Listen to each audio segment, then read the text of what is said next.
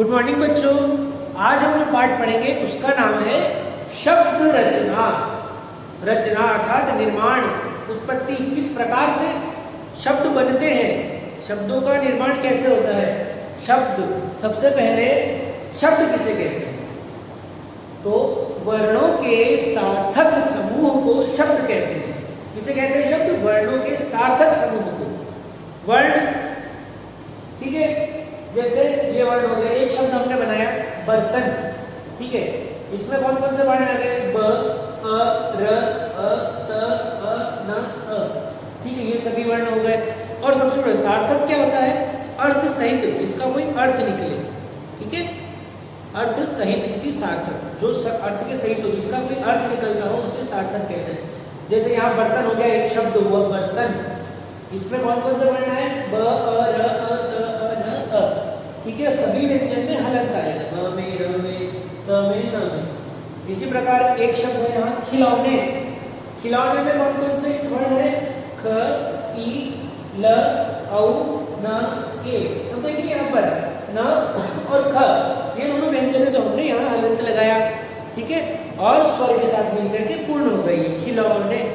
और खिलौने का क्या अर्थ होता है? खेलने वाली वस्तुएं, खेलने की चीजें, ठीक है, इन्हें खिलौने कहा जाता है। तो ये सार्थक समूह हो गया, ठीक है, इन वर्णों का ये समूह हुआ खिलौने। ये सभी बिखरे हुए वर्ण है, ठीक है, तो इनसे बना खिलौने। ये सभी बिखरे हुए वर्ण है, इनसे बना बर्तन। समूह, सामूहिक कर दिया हमने, इन्हें मिला दिया। तो वर्णों के सार्थक समूह को शब्द कहते हैं। आगे हम पढ़ेंगे। इसी प्रकार कई शब्द हैं और शब्दों का वर्गीकरण भी किया गया है उत्पत्ति के आधार पर। बहुत से इस प्रकार से हमारे पुस्तक में भी आएगा, हम विस्तार से पढ़ेंगे। तत्सम शब्द, तद्भव शब्द, विकारी शब्द, अविकारी शब्द। तो आइए इन सब के बारे में विस्तार से हम चर्चा करते हैं। शब्द रचना।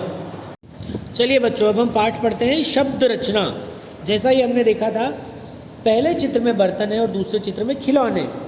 तो सबसे पहले तो शब्द किसे कहते हैं? तो वर्णों के सार्थक समूह को शब्द कहते हैं। और देखिए बर्तन कैसे बना?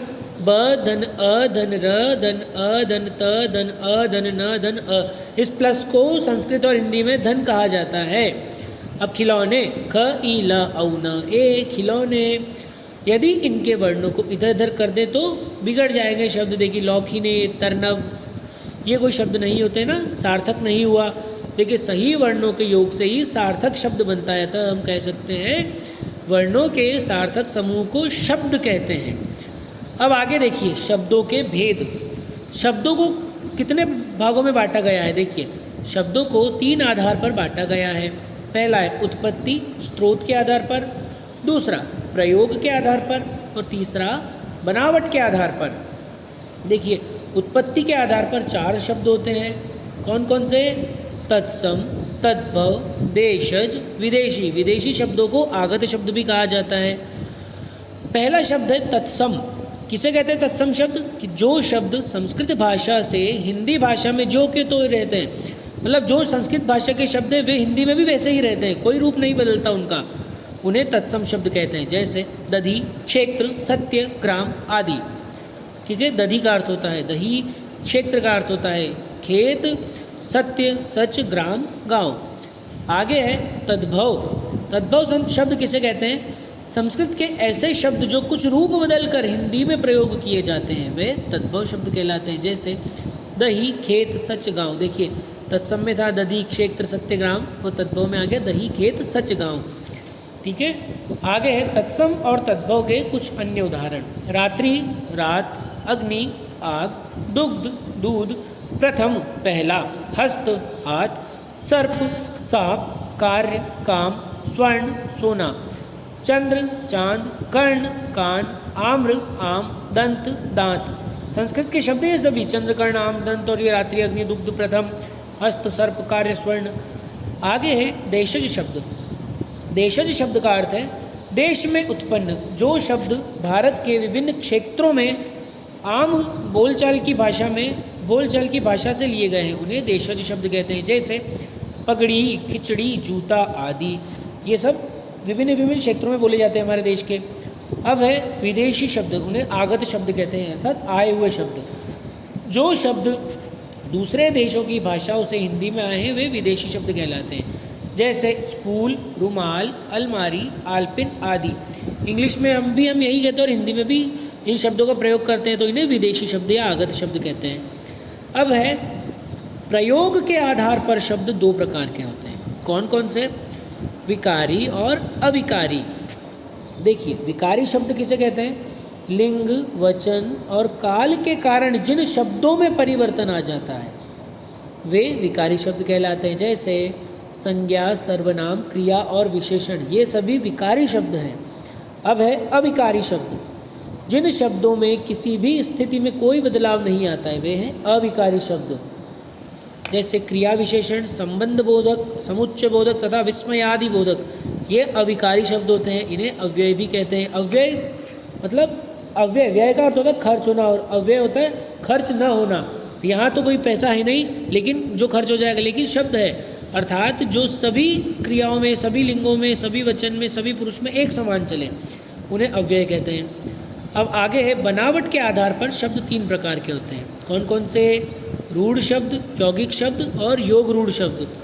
देखिए, रूढ़ शब्द किसे कहते हैं? वे शब्द जिनके टुकड़े नहीं किए जा सकते, अगर टुकड़े किए जाएंगे तो उनका कोई अर्थ नहीं निकलेगा, वे शब्द रूढ़ शब्द कहलाते हैं। जैसे चीता, रवि, गिलास आदि। आगे है यौगिक शब्द। यौगिक शब्द किसे कहते हैं? तो दो शब्दों के मेल अथवा योग से बनने वाले सार्थक शब्द यौगिक शब्द कहलाते हैं। यदि इन शब्दों के टुकड़े किए जाए तो वे खंड भी सार्थक होते हैं। जैसे पुस्तकालय, पुस्तक अर्थात किताब, आलय अर्थात घर, तो किताब का घर, पुस्तक का आलय, ठीक है, लाइब्रेरी जिसे कहा जाता है इंग्लिश में, तो ये आपका पुस्तकालय यौगिक शब्द हो गया। दोनों का अर्थ निकल रहा है, पुस्तक का भी अर्थ निकल रहा है और आलय का भी अर्थ निकल रहा है। आगे है स्नान घर, स्नान धन घर, ठीक है, यहाँ भी दोनों का अर्थ निकल रहा है। अब है योग रूढ़ शब्द। किसे कहते हैं योग रूढ़ शब्द? जो शब्द दो या दो से अधिक शब्दों के योग से बनते हैं और किसी विशेष अर्थ को प्रकट करते हैं वे योग रूढ़ शब्द कहलाते हैं। जैसे लंबोदर, लंबा धन उदर, लंबे उदर वाला कौन है? गणेश जी। दशानन, 10 आनन अर्थात मुख वाला कौन है? रावण, ठीक है। आओ दोहराए भी देख लेते हैं थोड़ा। वर्णों के सही क्रम को शब्द कहते हैं। शब्दों को तीन आधार पर बांटा गया है, उत्पत्ति के आधार पर, प्रयोग के आधार पर और बनावट के आधार पर। उत्पत्ति के आधार पर शब्द के भेद तत्सम, तद्भव, देशज, विदेशी। प्रयोग के आधार पर शब्द के भेद विकारी और अविकारी। बनावट के आधार पर शब्द के भेद रूढ़, यौगिक और योग रूढ़।